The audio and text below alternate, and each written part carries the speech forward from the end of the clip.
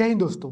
आज की जो ये क्लास है, ये क्लास मेंस आंसर राइटिंग के पॉइंट से बेहद इंपॉर्टेंट क्लास होने वाली है, क्योंकि आज हम लोग जीएस पेपर 4 एथिक्स के क्वेश्चन को देखेंगे और उसके माध्यम से हम लोग ये बात समझने का प्रयास करेंगे कि कैसे एथिक्स का जो एक आंसर होता है वो जीएस 1, 2, 3 और 5 और 6 से अलग होता है। यहाँ पर कौन से नए पॉइंट्स हम लोग को शामिल करने चाहिए, प्रेजेंटेशन किस प्रकार से करनी चाहिए, ये पूरी बात आज हम लोग इस क्लास में समझने वाले हैं।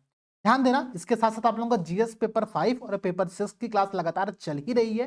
वहां पर 60-65 क्लास ऑलरेडी कवर करा दिया गया है, जिसमें आपका जीएस 5 और 6 का सिलेबस लगभग लगभग कंप्लीट है। बाकी उसमें क्लासेस कंटिन्यू होती रहेंगी, ठीक है, तो परेशान नहीं होना है। अब हम लोग क्या करेंगे, पहले जीएस पेपर 4 के भी कुछ क्वेश्चंस को यहाँ पर डिस्कस करना स्टार्ट करेंगे। ध्यान से समझिएगा क्वेश्चन क्या कह रहा है, पहले उस क्वेश्चन को समझने का प्रयास करो। क्वेश्चन कह रहा है आप लोगों से, अच्छा ये जो प्रश्न है, ये प्रश्न हमारा प्रयास डेली आंसर राइटिंग जो बैच है उसी बैच का क्वेश्चन है। ध्यान देना, जिसने भी प्रयास बैच के अंतर्गत इस क्वेश्चन का आंसर लिखा होगा, समझना ये क्लास आपके लिए बेहद इंपॉर्टेंट है, क्योंकि जब एज अ इवेल्युएटर मैं आप लोगों की कॉपी चेक करता हूं, मैं आप लोगों की कॉपी देखता हूं, तो मुझे कुछ बातें समझ में आती है कि ठीक है भाई, ये एक कॉमन पॉइंट है जो किसी ने नहीं लिखा है, ये एक कॉमन मिस्टेक है जो सब लोग कर रहे हैं लगातार। तो वहीं पे जो पॉइंट्स कॉमन निकल करके आता है उसको हम लोग यहाँ पर क्लास के माध्यम से डिस्कस करते हैं, ठीक है। अब बात समझिएगा, क्वेश्चन आप लोगों से कह रहा है कि निष्पक्षता को परिभाषित करें, डिफाइन इम्पार्शियलिटी। क्वेश्चन का पहली डिमांड तो बहुत क्लियर है, क्या कह रहा है भाई, ध्यान समझिएगा आप लोग। कह रहा है कि जो ये टर्म है निष्पक्षता, इस टर्म को आप लोग को डिफाइन करना है। क्वेश्चन में अगर हम आगे बढ़े तो क्या कह रहा है, और सुशासन सुनिश्चित करने में, ध्यान दीजिएगा, सुशासन सुनिश्चित करने में इसकी भूमिका पर चर्चा करें, discuss its role in ensuring good governance. Question की दो डिमांड बहुत क्लियर दिख रही है कि आपको इसकी भूमिका पर चर्चा करनी है। एक तो डिमांड आप लोग की यहां पर यही हो गई, और एक जो पहले डिमांड थी कि निष्पक्षता को परिभाषित करना है। अब हम लोग आंसर लिखेंगे, लेकिन उससे पहले कुछ बातें और समझिए कि एटलीस्ट यहां पर आपको एक बात पता होनी चाहिए कि सुशासन या फिर गुड गवर्नेंस से मतलब क्या होता है। सुशासन क्या होता है, ये बात अगर आपको पता है तो आप बहुत अच्छे से इस क्वेश्चन के आंसर को ले सकते हैं कि ठीक है भाई, गुड गवर्नेंस की डिमांड ये सारी है, और निष्पक्षता जो इंपार्शियलिटी है, इन सारे पॉइंट्स को इंश्योर करने में ऐसी ऐसी भूमिकाओं को निभाती है। बात क्लियर है। प्लस एक पॉइंट जो हम लोग को हमेशा करना है अपने एथिक्स के आंसर में, वह एग्जांपल्स को ऐड करना है, ठीक है। तो ये एड ऑन वाला जो प्रोसेस है ना एग्जांपल का, वो आप लोगों को लगातार करते रहना पड़ेगा। मैं आपको यहाँ पर एग्जांपल्स दिखाऊंगा कि एग्जांपल्स आप सबको पता है, आप सबने पढ़ा हुआ है, बस उसको अपने आंसर राइटिंग में शामिल करने की रिक्वायरमेंट है। अब समझो भाई, जैसे गुड गवर्नेंस का मतलब क्या है कि भाई एक इफेक्टिव गवर्नमेंट हो, एक कुशल गवर्नमेंट हो, एक रिस्पॉन्सिव गवर्नमेंट हो, ठीक है, ध्यान दीजिएगा, जिसमें ट्रांसपेरेंसी हो, जिसमें रिस्पॉन्सिबिलिटी हो, अकाउंटेबिलिटी हो, रूल ऑफ लॉ वहां पर मेंशन किया जा रहा हो। तो ये सारे पॉइंट्स गुड गवर्नेंस के पॉइंट्स होते हैं। मोदी जी बहुत बार गुड गवर्नेंस के टर्म को डिफाइन करते हैं। आप कोई भी एक टर्म का डिफिनेशन लेकर के आप 4-5 पॉइंट यहां पर नोट कर सकते हो, ठीक है, ध्यान दीजिएगा। तो अगर आप चाहो, ध्यान समझिएगा, मैं बहुत क्लियर बोल रहा हूं, अगर आप चाहो तो यहां पर आप एक तो बॉक्स बना करके एक फ्लो डायग्राम बना सकते हो, ठीक है। कहोगे सर इस फ्लो डायग्राम में बनाना क्या है, तो मैंने आपसे जैसे कहा कि भाई सुशासन, चूंकि ये भी एक बहुत अच्छा टर्म इस क्वेश्चन में प्रयोग किया गया है, तो आप इसके जो कुछ पॉइंट्स है कि भाई ठीक है, ये उत्तरदायी होना चाहिए, ये पारदर्शी होना चाहिए, ये अकाउंटेबल होना चाहिए, इसमें रूल ऑफ लॉ होनी चाहिए, ठीक है, ये सहमति उन्मुख होना चाहिए, इसमें भागीदारी पार्टिसिपेशन लोगों का होना चाहिए, इसी को हम लोग गुड गवर्नेंस कहते हैं। तो ये जो पॉइंट्स है ना, ये पॉइंट्स यहाँ पर आप जाकर के मेंशन करके एक गुड गवर्नेंस के पॉइंट को यहाँ पर बहुत ही बेसिक से और बहुत ही क्लियरली यहाँ पर समझा सकते हो, ठीक है। अब ध्यान देते हैं हम लोग कि हम लोग को लिखना कैसे है। क्योंकि क्वेश्चन में आपसे कहा गया कि आप निष्पक्षता के टर्म को डिफाइन करो। अच्छा, मैं लगातार आप लोगों से एक बात कह रहा हूं, आपके सिलेबस में, ठीक है, जितने भी की टर्म्स दिए गए हैं, जैसे कि integrity, honesty, transparency, aptitude, attitude, impartiality, compassion, sympathy, ये जितने भी टर्म्स आपके सिलेबस में दिए गए हैं, उन टर्म्स की डिफिनीशन आप लोग तैयार करके रखो। जैसे कि अब यहां पर आपसे प्रश्न पूछ ही दिया गया कि निष्पक्षता को परिभाषित करो, तो क्या परिभाषित करेंगे। बहुत सारे लोगों ने इतना रैंडम इसका डिफिनीशन लिखा है कि मतलब आपने कुछ मेहनत ही नहीं की वहां पर। यार निष्पक्षता का मतलब क्या है, निष्पक्षता क्या है, इम्पार्शलिटी एक सिद्धांत है जिसके अनुसार कोई व्यक्ति बिना किसी पक्षपात के, बिना किसी समूह के, वो समूह अमीर है, गरीब है, उसकी आर्थिक कंडीशन क्या है, उसका लिंग क्या है, वो पुरुष है, महिला है, या फिर वो एलजीबीटी समुदाय से आता है, वो उसकी आयु क्या है, उसकी जाति क्या है, उसकी धर्म क्या है, इन सब फैक्टर्स से परे, इन सब बातों को बिना ध्यान दिए वस्तुनिष्ठ मानदंडों पर आधारित अपना कोई डिसीजन या फिर अपना कोई कार्य करता है, इसको हम लोग कहते हैं निष्पक्षता, इम्पार्शियलिटी। एक लोक सेवक होने के लिए, ध्यान दीजिए, लोक सेवक में यहां पर टर्म क्यों ऐड कर रहा हूं, क्योंकि हम गुड गवर्नेंस की बात कर रहे हैं, हम आम जीवन की बात ही नहीं कर रहे हैं, हम बात कर रहे हैं सुशासन की। तो जब हम शासन की बात करें, गवर्नेंस की बात करें, तो हमको लोक सेवक की बात यहां पर करनी पड़ती है। जो भी पब्लिक सर्वेंट है उसके अंदर निष्पक्षता एक मौलिक गुण होना अनिवार्य है। आप चाहो तो इंट्रोडक्शन में ये पॉइंट ऐड कर सकते हो। डिफिनीशन में क्या क्या लिख सकते हैं हम लोग, मैं फिर से बता रहा हूं, ध्यान दीजिएगा। डिफिनीशन कई प्रकार के हो सकते हैं, ठीक है। मैं आपको कुछ डिफिनीशन आपको समझाता हूं, समझने का प्रयास करो। आप इस टर्म्स जो मैं अभी बोलूंगा उसको आप लोग अपने शब्दों में लिख करके जगह पर रख लेना, हिंदी और इंग्लिश मीडियम के दोनों के स्टूडेंट, ठीक है। पहला क्या भाई, कि निष्पक्षता का मतलब यह है कि कोई व्यक्ति किसी विशेष समूह की स्थिति, वो अमीर है, गरीब है, उसका लिंग क्या है, महिला, पुरुष, एलजीबीटी समुदाय, उसकी जाति क्या है, ठीक है, उसका धर्म क्या है, इन सामाजिक दबाव से परे, इन सामाजिक दबाव के बिना कोई कार्य करता है तो उसको हम लोग कहते हैं निष्पक्षता, ठीक है। और क्या डिफिनेशन दी जा सकती है कि इम्पार्शलिटी एक ऐसी वैल्यू है, एक ऐसा मूल्य है जो बिना किसी पूर्वाग्रह के, बिना किसी प्रेजुडिस के, कि भाई हम पहले से कोई कॉन्सेप्ट नहीं सोच के रखे कि ठीक है भाई ये जाति है तो ये अपराध किया होगा, चाहे ये धर्म का व्यक्ति है तो ये अपराध किया होगा, ठीक है। हम इन सब कॉन्सेप्ट से परे, बिना किसी पूर्वाग्रह के, वस्तुनिष्ठ आधार पर, ठीक है, ध्यान दीजिएगा, वस्तुनिष्ठ मानदंडों पर आधार पर तार्किक रूप से हम प्रेरित होकर के कोई कार्य करते हैं, ठीक है, तो उसको हम लोग कहते हैं निष्पक्षता। निष्पक्षता प्राकृतिक न्याय के सिद्धांत के लिए, नेचुरल जस्टिस के कॉन्सेप्ट के लिए बेहद इंपॉर्टेंट फैक्टर है। तो हमने तो 2 पॉइंट यहां पर डिफिनेशन अभी देख लिया। तीसरा डिफिनेशन मैंने आप लोगों को पहले ही बता दिया था कि निष्पक्षता का मतलब क्या है, कि एक ऐसा जो कि वस्तुनिष्ठ मानदंडों पर आधारित हो, जो कि शासन के अंतर्गत विश्वास, जवाबदेही, पारदर्शिता इनको बढ़ावा दे, उसको हम लोग कहते हैं इम्पार्शियलिटी, ठीक है। तो निष्पक्षता की बहुत सारी डिफिनीशंस है। आप अपने शब्दों में एक 20 से 25 शब्दों का एक डिफिनीशन तैयार कर लीजिए। आपको ऐसे प्रश्नों में इंट्रोडक्शन में वही डिफिनीशन देनी है, ध्यान दीजिएगा।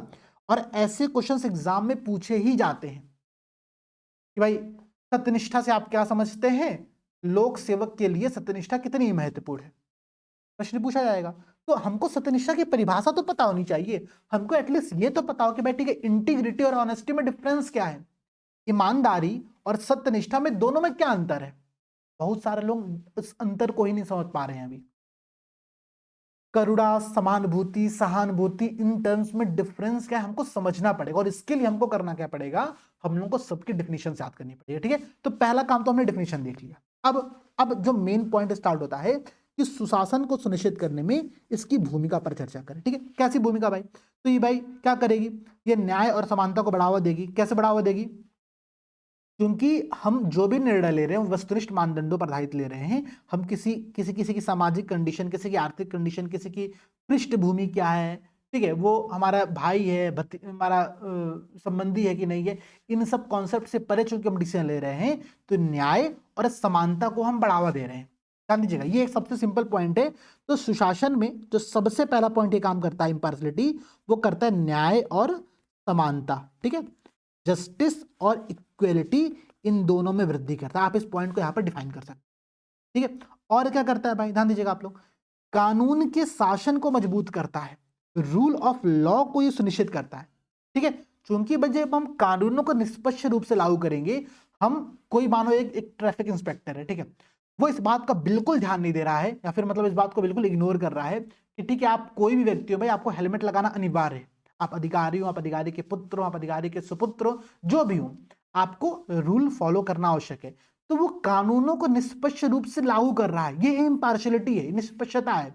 अभी एग्जाम्पल यहां पर ऐड करो कि भाई निष्पक्षता का निष्पक्षता क्या करती है कि कानून के शासन को मजबूत करती है। जैसे कि एक व्यक्ति कोई अपने किसी पद पर कानून को लागू करने के लिए सभी लोगों पर समान रूप से लागू करता है, तो ये कानून का शासन स्थापित कर रहा है।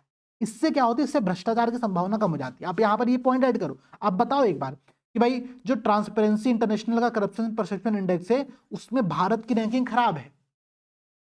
तो हमको निष्पक्षता जैसे मूल्यों पर ध्यान देने की अत्यधिक आवश्यकता है। ये पॉइंट आप में यहां पर ऐड होना चाहिए, ठीक है। तो कानून का शासन स्थापित हो रहा है। और समझिए भाई आप लोग पॉइंट, मैं एग्जांपल्स पैरेलली आप लोगों को ऐड करता बताता चल रहा हूं, ठीक है। और देखो, एक सबसे अच्छा ये काम करता है कि ये पारदर्शिता को बढ़ाता है, ये ट्रांसपेरेंसी को बढ़ाता है, ठीक है। निष्पक्षता जो होती है वो ट्रांसपेरेंसी को बढ़ाती है। कैसे बढ़ाती है मैं आपको समझाऊंगा, बहुत क्लियरली समझना, बहुत ही सिंपल अर्थों में समझा रहा हूं। देखो, अच्छा, दो तरह का एग्जाम्पल हम लोग अपने आंसर में ऐड कर सकते हैं। एक एग्जाम्पल जो कि बहुत रैंडम है, जैसे मैंने आपको एग्जाम्पल दिया, एक ट्रैफिक इंस्पेक्टर अब जो ट्रैफिक रूल्स है उनको सभी लोगों पर समान तौर पर लागू कर रहा है, इससे कानून का शासन स्थापित हो रहा है। एक तो ये एक एग्जाम्पल होगा, इसमें हमने किसी व्यक्ति विशेष का जिक्र नहीं किया, लेकिन कुछ एग्जाम्पल में हम व्यक्ति विशेष का जिक्र कर सकते हैं। जैसे कि अभी मैं आपको एग्जाम्पल देने जा रहा हूं डॉक्टर कलाम का। आपने वो कहानी सुनी होगी, आपने वो कहानी पढ़ी होगी कि डॉक्टर कलाम को क्या हुआ कि एक फंक्शन में, जिस फंक्शन में वो चीफ गेस्ट के तौर पर गए हुए थे, वहां पर चीफ गेस्ट को एक कंपनी के द्वारा ग्राइंडर, जो मिक्सी टाइप की कंपनी सिस्टम होता है ना ग्राइंडर, तो ग्राइंडर उनको गिफ्ट किया गया। उन्होंने वो ग्राइंडर पहले तो लेने से मना कर दिया, लेकिन जब उनको फिर भी दिया गया तो उन्होंने शांतिपूर्वक रख लिया, और उसके बाद उस ग्राइंडर का जितना प्राइस था, जितना मूल्य था, उतने का चेक काट करके उस कंपनी को भेज दिया। ये क्या दर्शा रहा है? ये दर्शा रहा है कि ठीक है भाई, हम किसी भी कंपनी से हम कोई भी प्रकार का किसी को फेवरेटिज्म नहीं कर रहे हैं, हम किसी को विशेष महत्व नहीं दे रहे हैं। ठीक है भाई, आपने हमें गिफ्ट दिया, पहले तो मैं गिफ्ट नहीं स्वीकार करूंगा, लेकिन अगर स्वीकार करा तो मैं आपको उसका मूल्य दे दे रहा हूं, लो भाई रख लो। तो इससे क्या होता है ना, इससे लोगों का विश्वास, पारदर्शिता से क्या होता है, ध्यान दीजिएगा, पारदर्शिता से लोगों का जो ट्रस्ट है, ठीक है, लोगों का जो विश्वास है वो शासन में स्थापित होता है। तो इम्पार्शियलिटी क्या कर रही है, लोगों के ट्रस्ट को भी बढ़ावा दे रही है, साथ साथ में पारदर्शिता को भी प्रमोट कर रही है। आप ये पॉइंट का एग्जांपल यहां पर मेंशन कर सकते हो। बहुत अच्छा एग्जांपल था, डॉक्टर कलाम का एग्जांपल था। आप ऐसे इस पॉइंट को यहां पर ऐड करो कि निष्पक्षता को बनाए रखने हेतु डॉक्टर कलाम जी ने क्या किया, गिफ्ट के रूप में मिले ग्राइंडर के मूल्य को भी कंपनी को वापस कर दिया। इससे क्या होता है कि जनता का विश्वास ऐसे पदों पर स्थापित होता है। और कुछ एग्जांपल मैं आपको देता हूं, ध्यान समझिएगा। एक एग्जांपल है भाई, सार्वजनिक विश्वास का निर्माण कैसे कर सकते हैं, पब्लिक ट्रस्ट का निर्माण हम कैसे करते हैं।